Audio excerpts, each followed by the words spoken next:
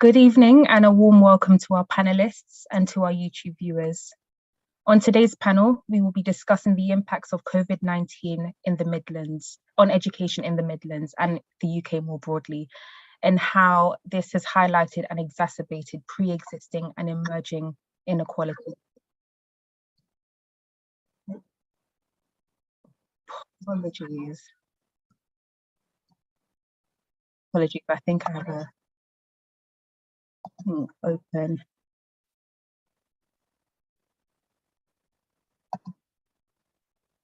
Apologies, I need to close all my tabs because I think I have a YouTube tab open so I can hear myself.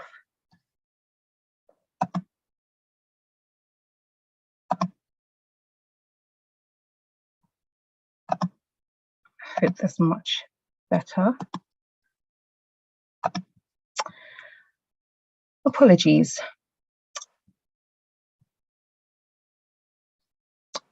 As a result of numerous COVID-19 lockdowns and repeated periods of social isolation, primary, secondary, and higher education received by students across the UK has been hardly hit, and these impacts have highlighted serious vulnerabilities in the system as a whole.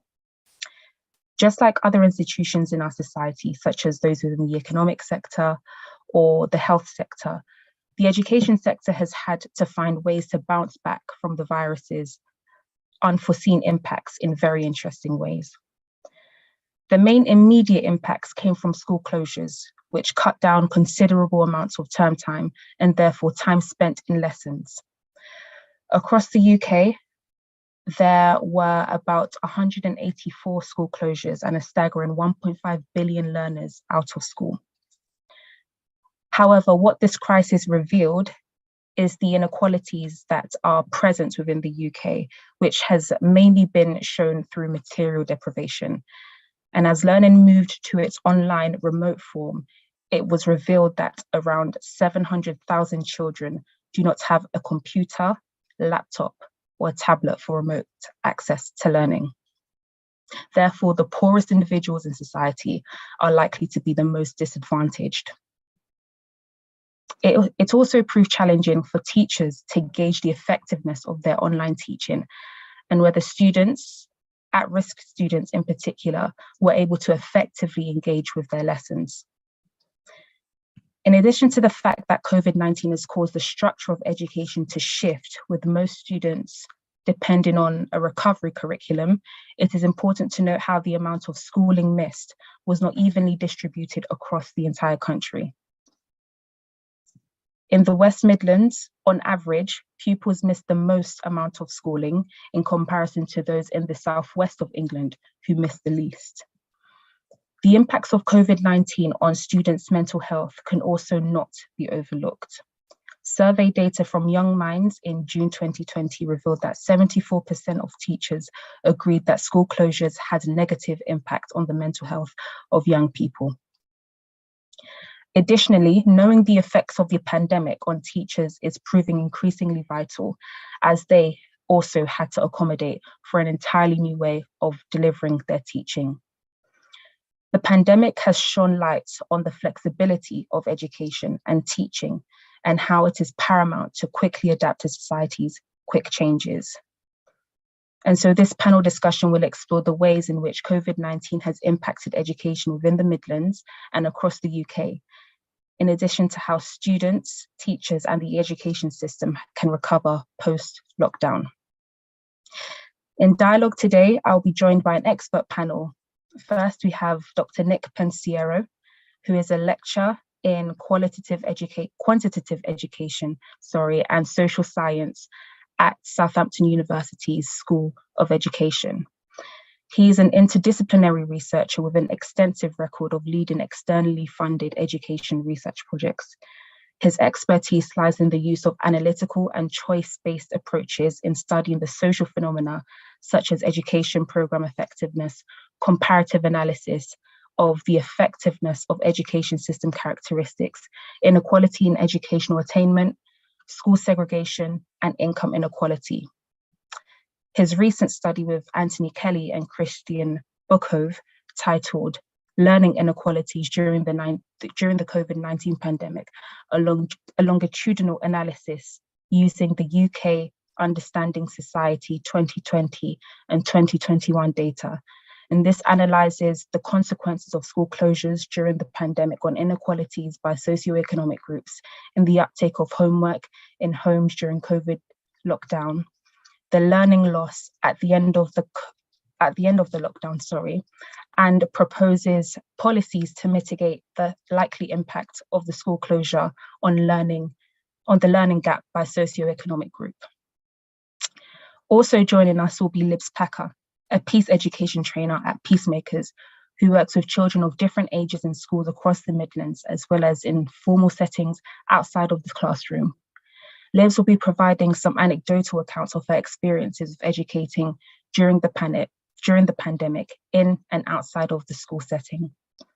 And finally, we have Professor Colin Diamond, who is Professor of Educational Leadership at the University of Birmingham's School of Education. Professor Diamond has worked in the field of educational leadership for many years in England. He has been a head of faculty, associate head teacher, local education authority advisor, assistant director and director of education and children's services. He has also worked for the Department of Education in England as head of education advisors for the academies and free schools programme. He was also Deputy Education Commissioner in Birmingham. And my name is Cheriesse Bema-Kwakye. I am a research fellow and project coordinator at the Dialogue Society, and I'll be chairing this discussion. Thank you again to our audience for joining us. We look forward to hearing your questions and contributions. And please do get those ready and share it with us over the course of the session in the chat function on YouTube. I will now hand over to Dr. Nick.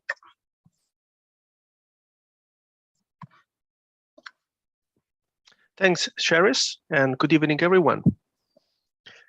The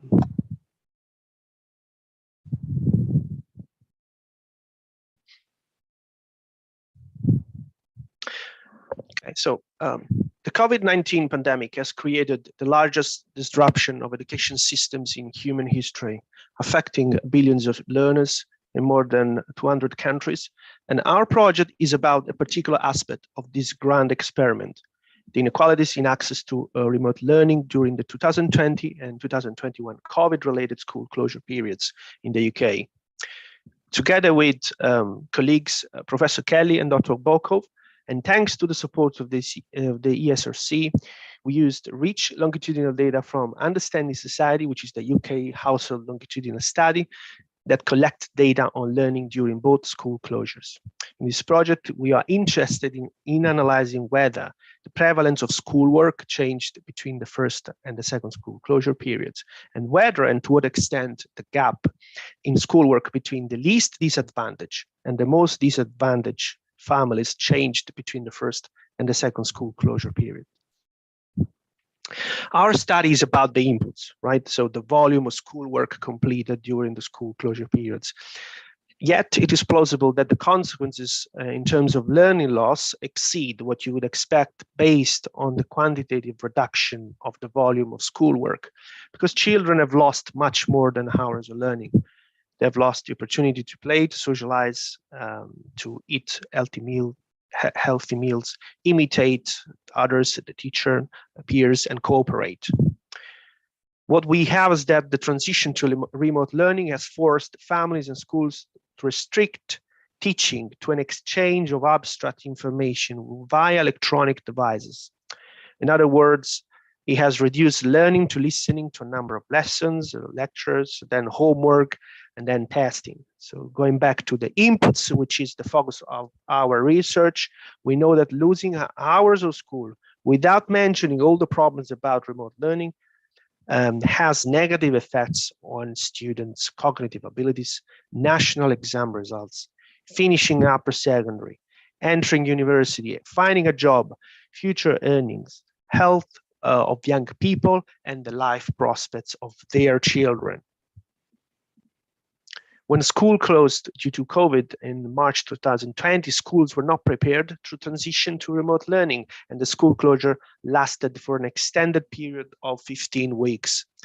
Students transitioned to distance learning again in January 2021 for another 6 weeks, impairing an already difficult learning recovery. It is likely, very likely, that school closures had severe effects on children's learning, and that children from disadvantaged background had the largest losses. So how do we define disadvantage in access to remote learning in our study? Well, not having a computer at home is a big disadvantage, as you would expect. Children from poorer backgrounds are less likely to have a computer at home. But disadvantage is also not having parents at home during the lockdown, because their parents' job is less amenable to home working. And disadvantage is also having parents who are less able to support their children academically. And this is related to parents' education and occupation, as we know. The factors that define disadvantage are multiple, which is a reflection of the fact that remote learning transferred a greater deal of responsibility to families. The topic of learning loss and learning inequality during the pandemic received a lot of attention from the media and policy circles. On the right is the article in The Guardian that featured our research, more than 100 national and regional outlets that featured our findings. And at the bottom is the project webpage hosted by Public Policy at Southampton University, with which we organized several events and meetings with politicians. Findings. So the evidence on the first UK school closure shows that students spend fewer hours during schoolwork than they would normally do. Most of the schoolwork consisted of offline activities rather than live sessions, and there were marked inequalities in the uptake of schoolwork between high socioeconomic status and low socioeconomic status students. Deprived and non-deprived schools, children with access to computers and study space, and students with no such resources.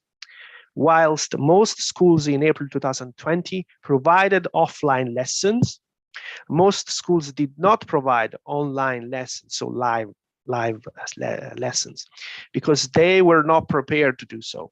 Only 40% of students in primary and 42% in secondary received online lessons. The percentage increased to 78% in primary and 92% in secondary during the second school closure in January 2021, showing that schools were better prepared during the second school closure. The hours of schoolwork went up from 2.3 to 3.3 in primary and from 2.6 to 4 in secondary. A big increase, especially for secondary students. So that's the good news. Regional variations. So regions varied in the provision of schoolwork and in the improvement between the first and the second school closure periods. Primary school pupils in Wales, Scotland, and the West Midlands experienced the least improvement, whilst their counterparts in London and the Northeast experienced the largest improvement. Secondary school students in Wales, Scotland, and the Northeast of England completed fewer hours of schoolwork than average, despite an increase in January 2021. Secondary school students in London, the Southeast, and the Southwest completed the largest volume of schoolwork in April 2020 and experienced the largest gains in January 2021. And this suggests an emergent compounding effect at the regional level, where areas that are doing well improve and those doing badly fall further behind. It is important to look at the combination of the relevant family circumstances, because upper class parents, or service class as we call them, are more likely to work from home and provide their children with a computer. If we look at those combinations, we observe that differences due to social class, occupation, are magnified when combined with other factors. In April 2020, children in the least disadvantaged families, where both parents worked regularly from home, where the main parent was in a service class occupation, and where the children had their own computer, were found to spend on average 24 minutes more per day on schoolwork in primary school and 48 minutes more in secondary schools, compared to the more disadvantaged children who live in families where the main parent was in a routine class occupation, where the child had to share a computer with other family members, and where either parent did not work regularly from home. Children who live with a single parent are particularly disadvantaged. Children who live with a single parent in an intermediate class who work from home spend 42 fewer minutes per day on schoolwork in primary and 36 fewer minutes on schoolwork per day in secondary schools. So we can now address the original research question regarding the change in the inequality between socioeconomic groups between the two school closures. So moving to 2021, the gaps between groups did not change overall. In detail, primary school children of single parents who worked from home were able somehow to reduce the gap in schoolwork compared to the most advantaged socioeconomic groups, but generally, inequalities between socioeconomic groups in the uptake of schoolwork remained stable between the two school closure periods, despite the improved provision of remote learning. So why has inequality not reduced despite the improvement in the provision and an improvement in the uptake of schoolwork? Well, because accessing remote lessons requires parents with flexible jobs and time to dedicate to the child, especially in primary schools, and requires children's motivation, especially in secondary schools. And those are behavior that are difficult to change. It also requires a laptop, a device, and we know that poor family cannot afford buy a computer often and end up using a smartphone, which is less than ideal. So how do we explain the improvement in the provision of schoolwork? So we explain it with the higher availability of computers, but mostly with increased provision of offline and online lessons, and also families' behavior, meaning that families were better prepared to engage with schoolwork during the second school closure. So we can summarize the results by saying that we found that compared to the first school closure, the second one showed an improved provision of schoolwork in both primary and secondary schools. The number of offline and online lessons per day increased between the two school closures, which led to a larger volume of schoolwork. The influence of parental occupation on hours of schoolwork is substantial and is magnified by access to computers and working patterns. Children of single parents who worked from home were able to reduce the gap in primary school work when compared to the most advantaged socioeconomic group, but overall inequalities between socioeconomic groups remained stable between the two school closures. So whilst inequalities in the uptake of schoolwork have remained generally stable, better school provision, better availability of computers, and better family engagement with schoolwork contributed to an improvement in the total hours of schoolwork completed. It is vital that schools remain open during any phases of high infection of these and future pandemics, if possible. And that is in order to avoid losing years of academic progress and further widening the achievement gap between socioeconomic groups. Should schools be forced to close again in the event of another lockdown, inequalities in learning can be remediated by increasing the provision of lessons, providing students with better access to IT, and by providing academic tutors to compensate for the absence of parents who cannot work from home. The traditional proxy measure of socioeconomic disadvantage in education is entitlement to free school meals. Our research shows that this measure is too crude in the current pandemic. Our research shows that when providing schoolwork remotely during a school closure, schools should consider providing guidance in tutoring targeted at children who do not have a computer, do not have a ready access to one, children of single parents, and children of routine class parents who cannot work from home. The government catch-up funding and schemes like the National Tutoring Program are a timely response and a laudable effort at closing the attainment gap between socioeconomic groups. However, from a quantitative point of view, the total allocation per pupil is smaller compared to more ambitious catch-up plans in the Netherlands and the US.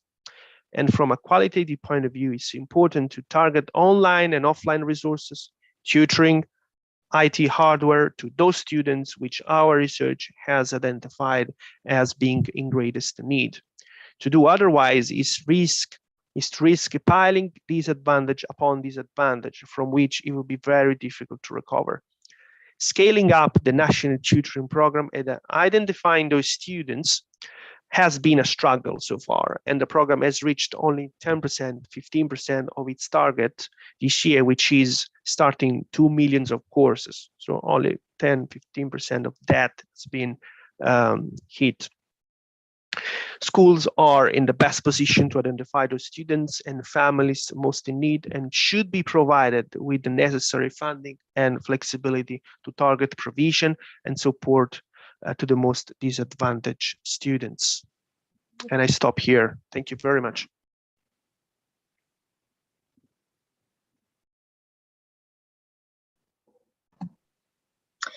Thank you so much. That was a very, very insightful and interesting research paper that you published, and the analysis was very interesting, and I'm sure would be very, very useful for the government to push in terms of the recommendations provided. So thank you so much for the analysis. I'll now invite Libbs Packer to give her contribution. Thanks, Cheriesse. Thanks, everybody. Yeah, so I work for Peacemakers, which is an educational charity with over 30 years experience of working with schools and community groups to explore, learn about and practice peace. We believe that peace is good for individuals, communities and for our wider world. If we learn peacemaking skills and attitudes from a young age, it sets a strong foundation for life.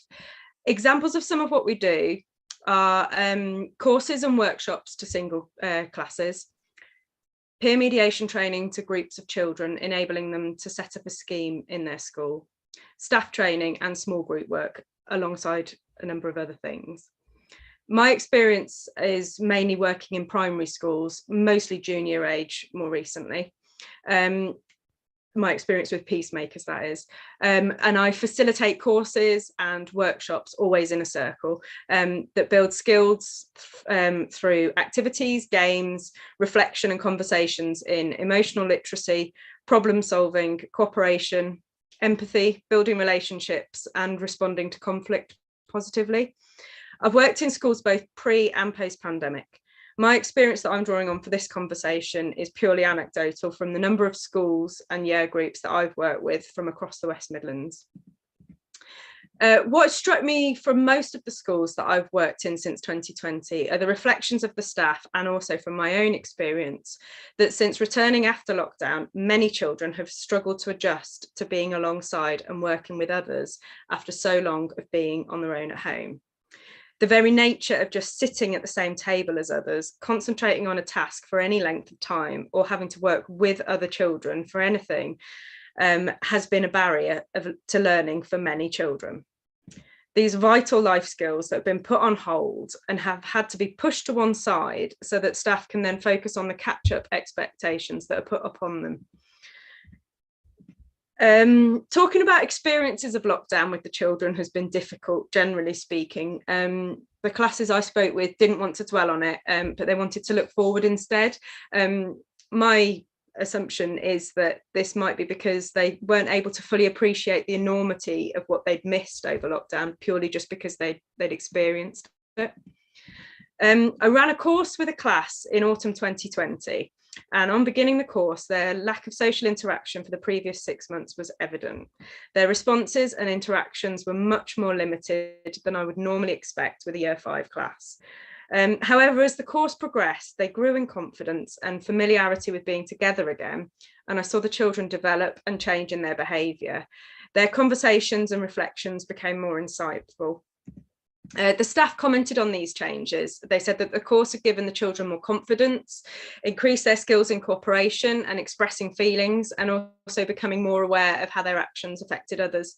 However, the staff did also note that though the time being at school for the children, not just in my courses, but being back at school over that term had helped many children to start to catch up, as the term went on, the gap actually widened, with the differences becoming more apparent between the more able children and those that had additional needs who became left behind. When I knew schools that were closing in January 2021, my first thoughts went to that class, as I knew how far they'd come and what a blow the closures would be for them and their supportive staff. With regards to the material inequalities experienced by children over lockdown, though a seemingly easy fix is for schools to and community groups to just provide the technology needed, ultimately, as Dr. Nick was saying, if the children didn't have the support at home to help them with their work, the gap would just widen between those that did, and an even greater gap between those who were able to attend school. An example that springs to mind for me is a child in a class that I ran a course with in summer 21.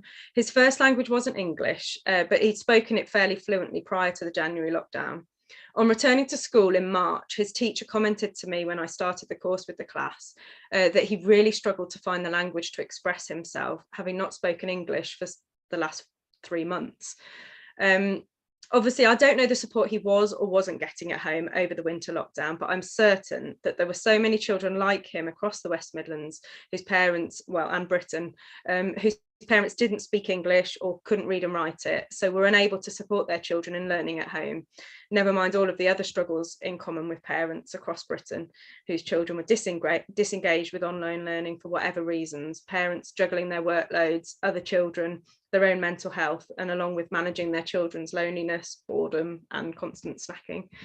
The return for children to school wasn't a normal experience. Due to the necessity of strict class bubbles, fixed seating plans for lessons and dinner times, staggered play times, and no mixing of year groups. Therefore, still, children's free social interactions and relationships were limited. Some might describe this as negative peace, where measures are put in place that prevent conflict from happening, but there isn't time spent on building relationships between groups. Obviously, these measures were all completely necessary to limit the spread of COVID-19 and keep as many schools as possible open, but the lasting impact on children's social and emotional relationships and mental health must be considered. 2 of our workshops, one focuses on finding inner peace and the other on wellbeing and relationship building, proved really popular over the summer and autumn of 2021. A common quote from staff filling in the application form was broadly, "Since COVID, we found that our children are struggling to form positive relationships." Another one, "Several of the pupils have struggled with returning to school after lockdown. Children are unable to solve conflict and become much more emotional and distressed around friendship issues." Comments from the staff also frequently included how young the children seemed for their year group and that they lacked resilience since lockdown. Considering that a lot of these children missed close to a year of schooling with all the class closures and isolations as well, it's hardly surprising. Children who are currently in year 6 last had a full school year in year 3 and yet are still expected to sit SATs exams and transition to secondary school this year. Some of their most formative years have been severely disrupted, and the pressure on the staff to deliver after such an exceptional period of broken schooling is immense. Our one-day workshop didn't hope to solve all of these issues, of course, but we felt we left the schools with building blocks to work with. And in the feedback, the staff would comment that they felt the children had gained listening and teamwork skills, which obviously they might have forgotten and left behind over lockdown.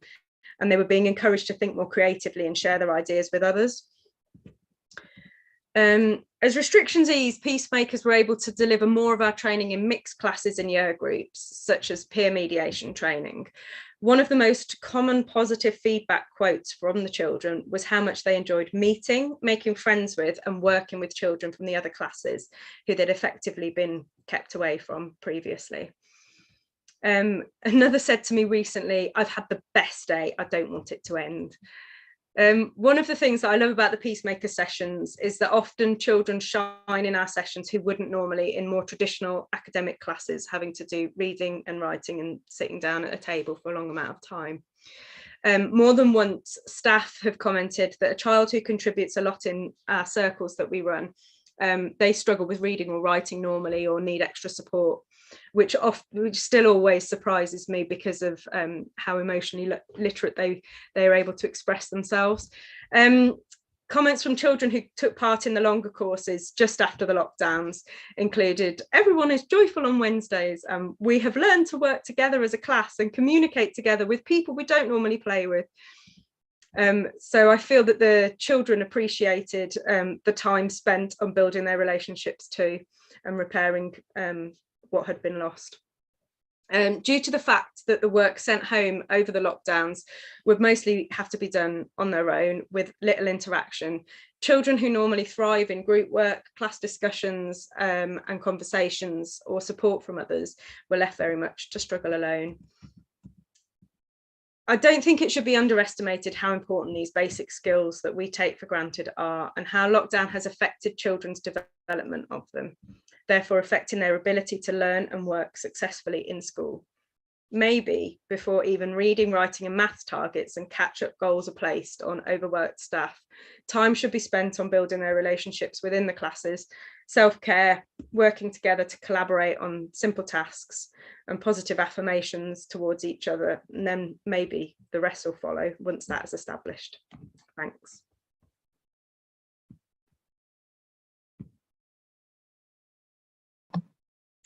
Thank you so much, Libbs, for your very, very interesting take and your observations from somebody who doesn't work necessarily for schools, like as a class teacher, as the typical class teacher, but as somebody who works with schools and with the students and with teachers in order to build those life skills that were very, very desperately needed during the pandemic.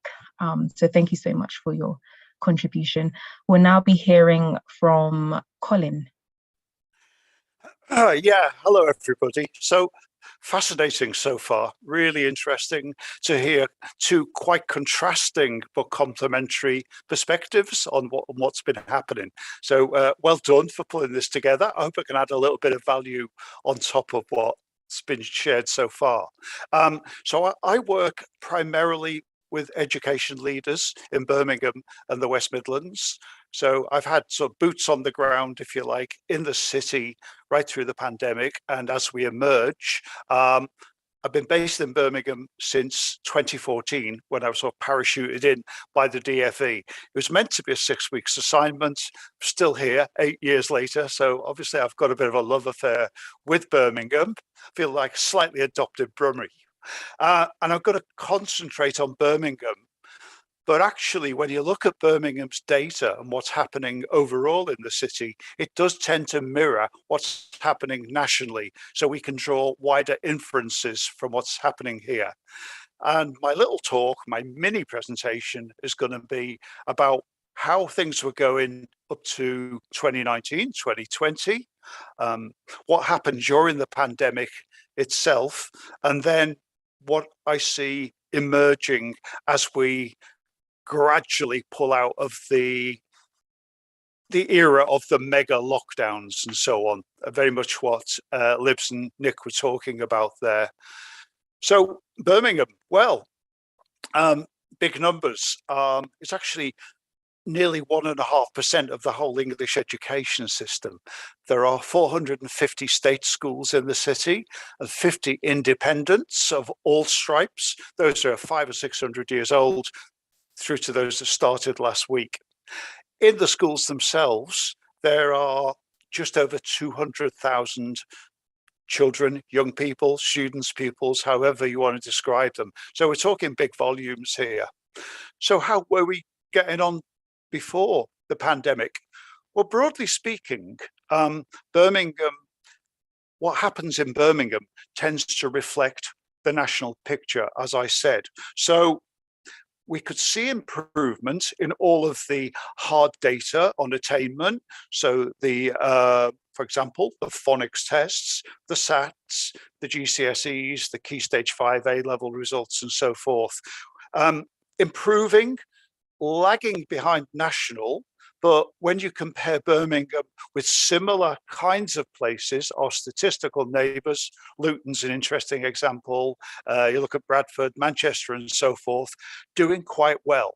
And there are some particular quite strong aspects of how certain children in socioeconomically disadvantaged groups have tremendous performance. So good news on the door there. However, and again, in line with the national picture, some groups have not been doing well in Birmingham or England for a long time.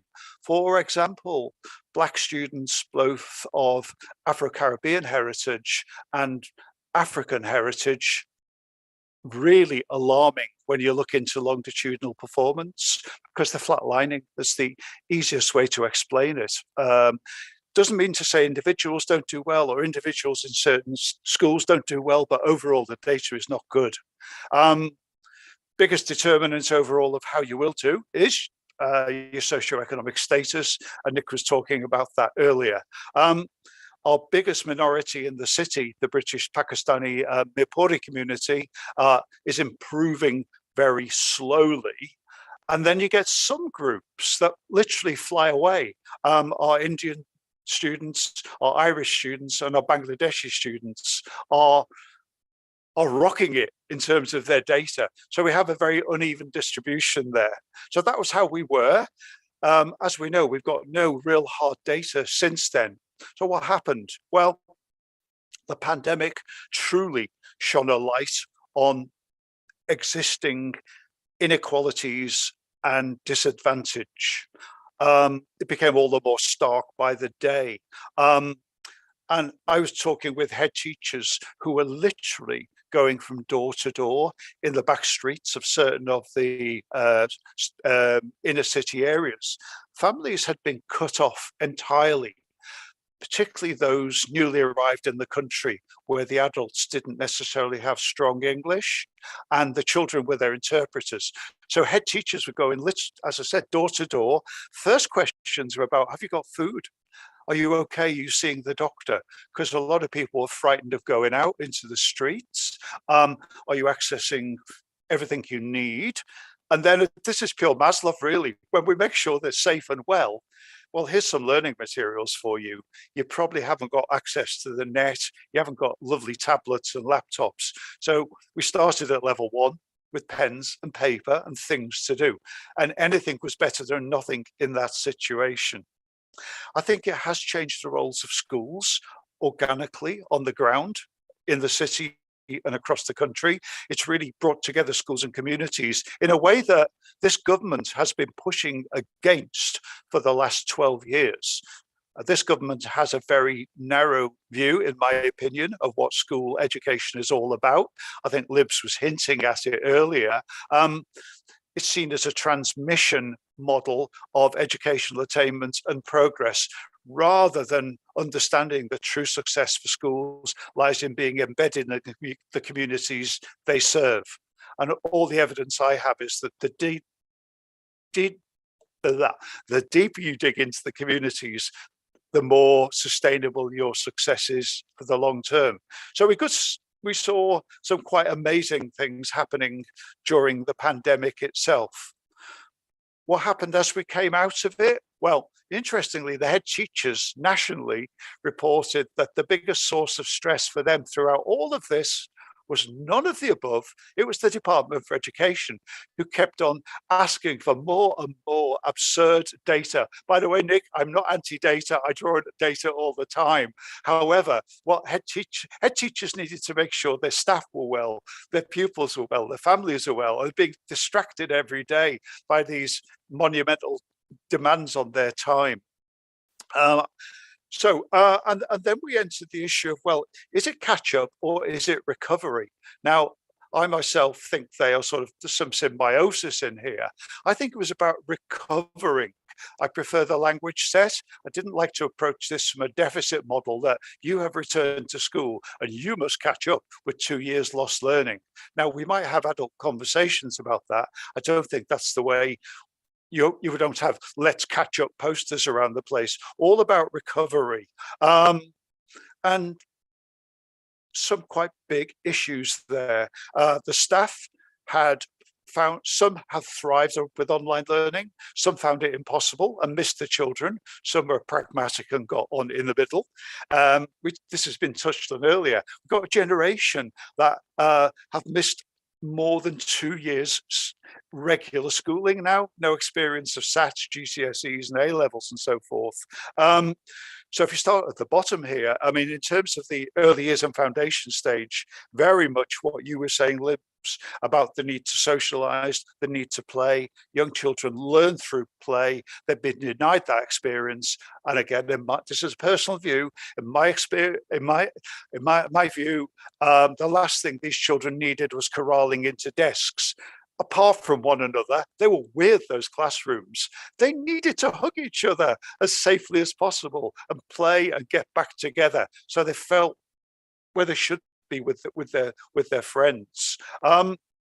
Interestingly, when the Children's Commissioner just a few months ago went out and asked children across the country, what is it you really want most of all now? The consistent across it all was more play opportunities. So this is what the kids are telling us. In the intermediate school ages, children found it very hard to get back into routines because they just weren't used to it. They're not socialized in that.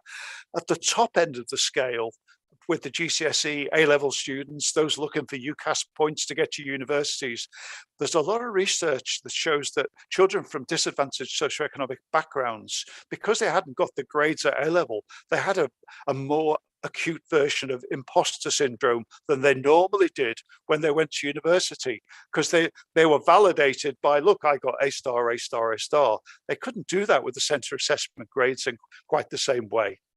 Caught up in the middle of all of this, the role of parents. I was writing about parents becoming teachers, a very tough job. I think parents have got a more central role again. I think overall, that triangle that to succeed in education between the child, the family and the school ultimately has been strengthened. Two big issues now, they've been in the news. These are my last two things. We have lost a lot of children en route. There are more children literally missing from the system than we've ever known about before. Now, it's before the pandemic, it wasn't for a lack of trying to find these children. There are big elaborate systems if you know how local authorities work. And in a complex urban society, children do go missing, often returning back to their home countries, but we worry about that until we found them and know they're safe and well. The other thing is, there's a lot of persistent absence now from our schools. It's much higher than it was pre-pandemic. And I think we've lost a lot of that kind of regularity of expectations of a normalized school routine. So that's my sort of fairly quick canter through things, Cheriesse, this evening. Let's see where that takes us. Thank you. Thank you so much. And yes, you're right. I think there is a very, very interesting dynamic between everything that you've all been saying. It is very contrasting in terms of the experience and observations, but also very, very complementary in, I think, what everybody's trying to say. Digging deeper into what is it that makes educational attainment successful in the long run and more meaningful, and how do we measure successful educational attainment as well. How we measure inequalities as well is very, very important. I particularly liked when you said, Colin, the language of recovery over catch up and not coming from a standpoint of deficit. I think that helps to give a more holistic view of learning, which incorporates, you know, the non-academic fundamentals that Libbs was talking about, especially for the younger learners as well in primary school. Dr. Nick, when you were saying, you know, the role of parents, also Colin as well, and being central to the success of children's education and children's learning. And we found that even down to the roles and the roles of the parents in terms of what they do for work and their ability to be flexible in their roles, has a huge determining factor on the educational attainment of students during crisis. And so thank you all for your contributions. Very, very fascinating discussion. And we're now entering the Q&A session of this discussion. So I just wanted to first ask if any of you panelists have any questions for each other. Feel free to take time to think. In the meantime, whilst you're thinking about that, I just wanted to ask a question that's come through for Nick. Do you think there are significant political challenges to achieving the recommendations that arose from your study?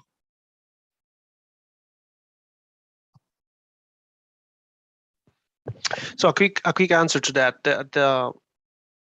The quick answer to that is yes, it's been a struggle, it's been a challenge, by simply looking at how the National Tutoring Program, which is the main catch-up recovery plan for the government, if we look at how it's been implemented, it's been a real struggle.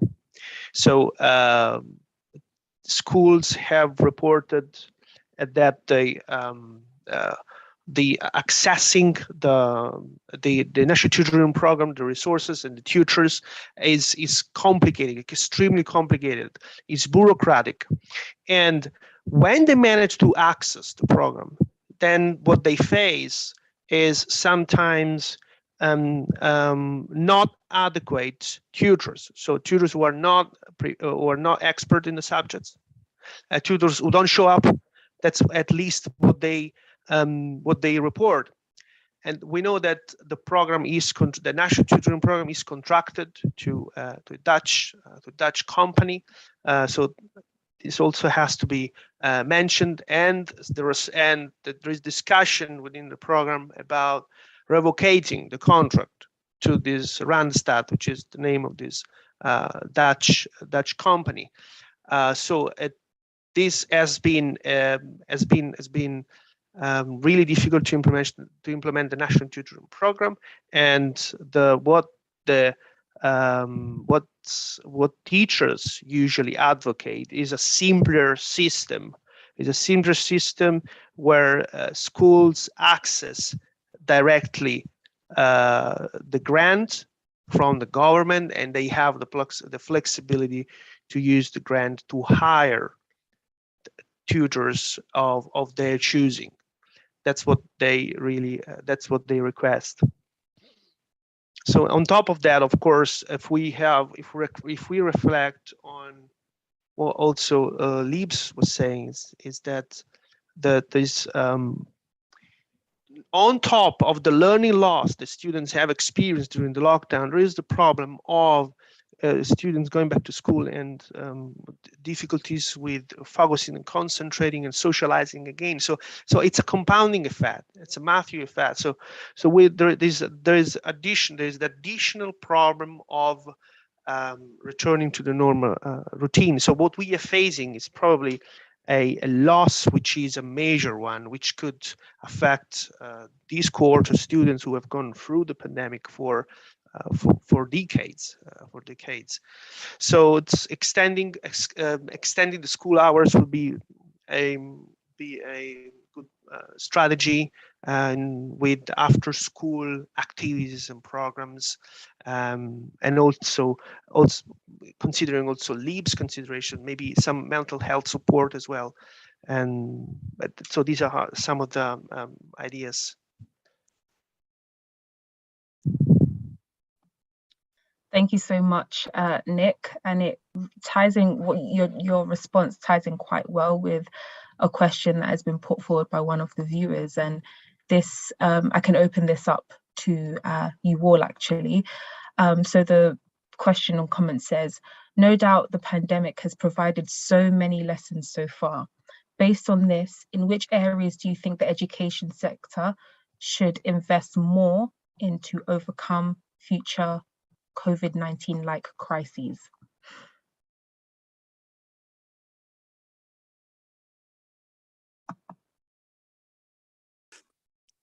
I'll kick off, say a few things that I'm sure colleagues will want to add in.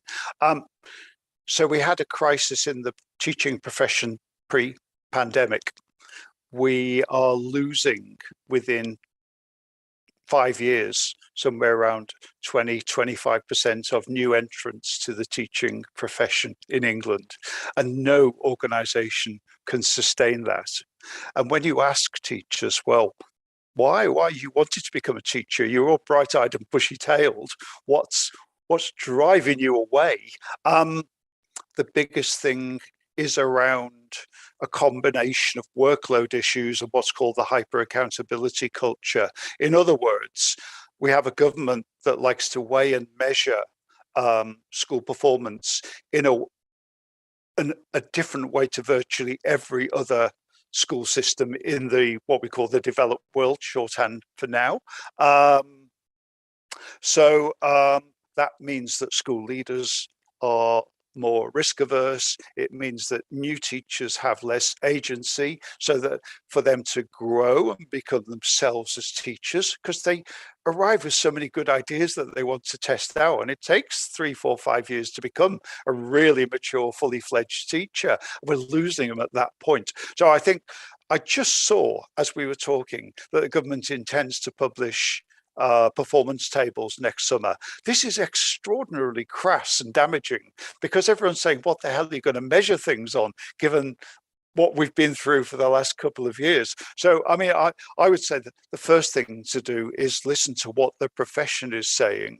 And the message loud and clear is take some of that pressure off, allow teachers to teach, and we'll have a better, more healthy school system. And then we can do some of the things that Nick was just talking about a couple of minutes ago with more confidence and effectiveness. Thanks.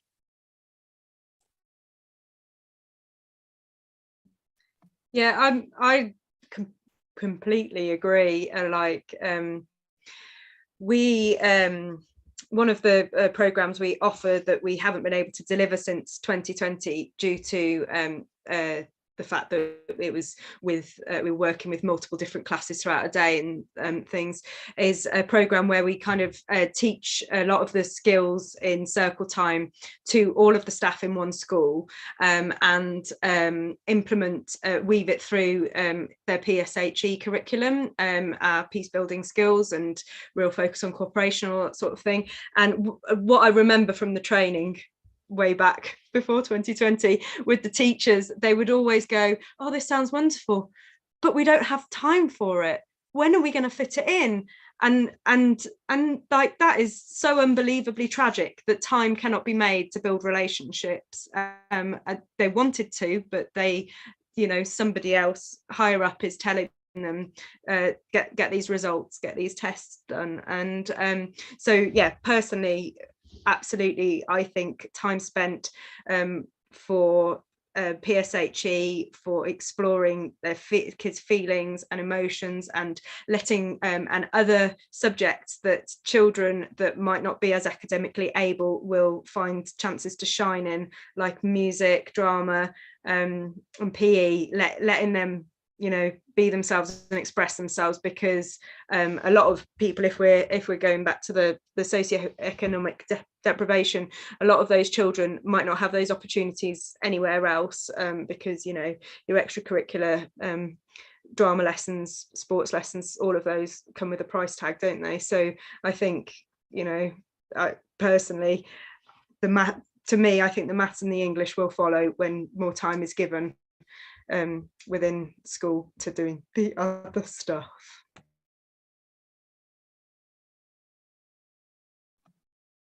Thank you both for your thank you all for your contributions on that question. It's interesting that all the other non-academic subjects are othered within the system, and maybe, you know, there should be more room for teachers to actually have that freedom and autonomy to decide what and how their students learn the best, and what it is that they need at any given moment throughout the crisis, and even after the crisis, as we move into a different phase of the pandemic now.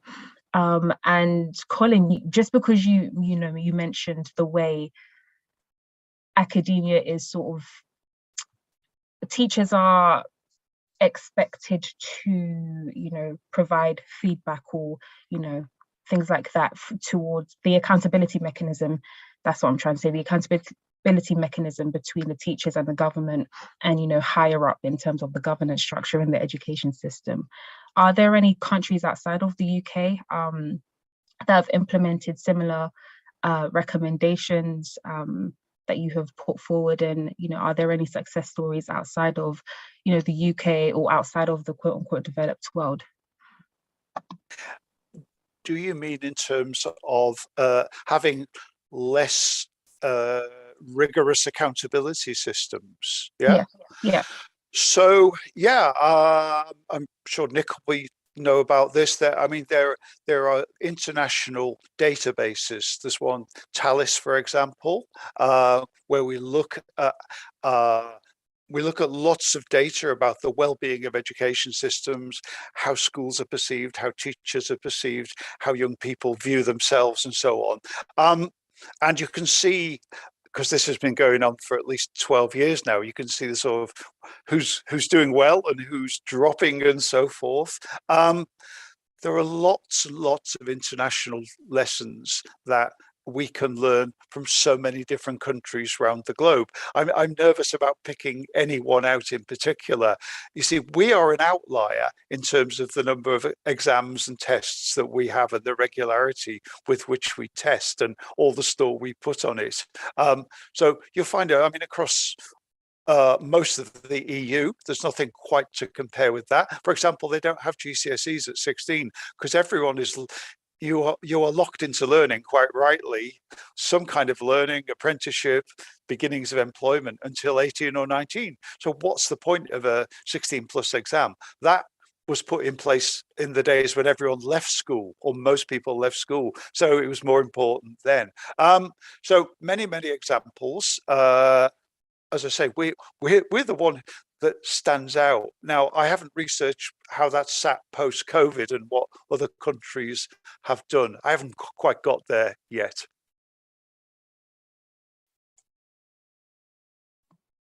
Nick, would you like to contribute to this question as well? Yes, just on the issue of teachers' autonomy. So the evidence is pretty clear regarding the positive effect of the international evidence by the ones that Colin was referring to, that uses comparable data for a number of countries and uses data on outcomes which are comparable. So the data is pretty consistent that if you give teachers autonomy with respect to the formation of the curriculum, that is going to have positive effects on students' outcomes. So that I think is a very important finding, and it is in contrast with the schools having financial autonomy. That is not so good and doesn't have significant effects on students' outcome. But when it comes to providing teachers with the right flexibility and autonomy, that is good for the education system. Thank you so much to all our panelists for contributing to this very, very interesting discussion. And thank you to our YouTubers. So we've reached our YouTube viewers, sorry, we have reached the end of the discussion.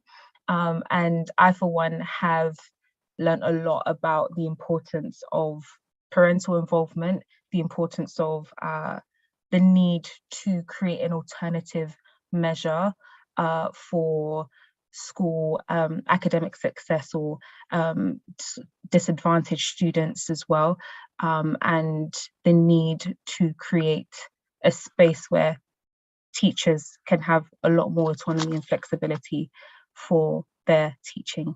So thank you very much to all our panelists and to the YouTube viewers, and we'll catch you at the next video. Thank you so much. Thank you so much. Bye. Thank you as well. Cheers. Yeah, thanks. Bye-bye. Bye-bye. Have good evenings. Bye. Yeah, Thank you. Enjoy.